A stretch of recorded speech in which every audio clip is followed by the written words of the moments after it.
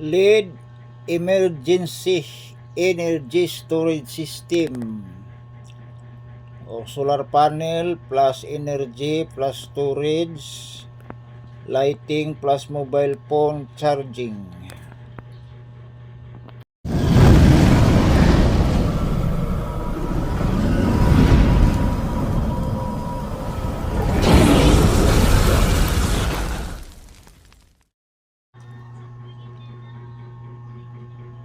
DC-DC back converter. Ayan. 5 volts, 3 amperes. Ito siya guys. Tapos yung solar panel, ewan ko kung anong ano yun. Ayan, oh. Hindi ko alam kung ilang power yun. At least nakadagdag tayo ng 50 to kanina. 50% to kanina, ngayon 75, ngayon pa 100 na. So gamit nito, makasave tayo sa ilaw. Ilaw 4 hours.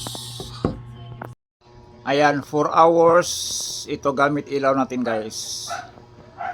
Okay na rin to kasi maliit lang naman yung kwarto ko. Ayan.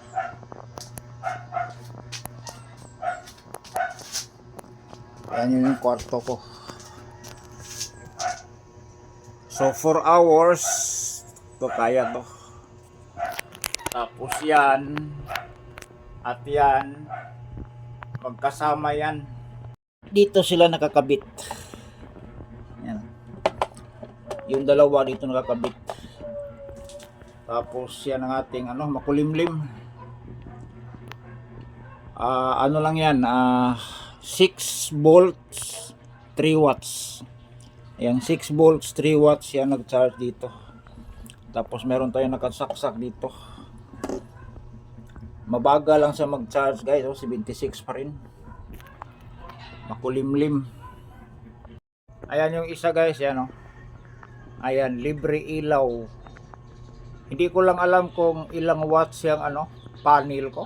Kasi sa ilaw yan dinala rito, ginamit natin. So diyan tayo nakasaksak. So at least libre ilaw. Libre tayo sa ilaw. Ay, ito lang yung panel. Ay, iurong-urong natin para makasagap ng init. Mahina lang siya mag-charge guys. Ito naka-charge to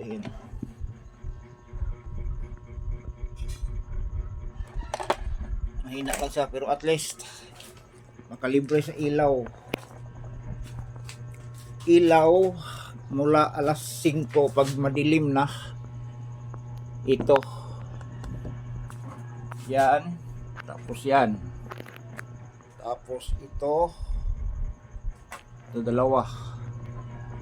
Yan. Pag malubat na to, yan, lipat tayo dito.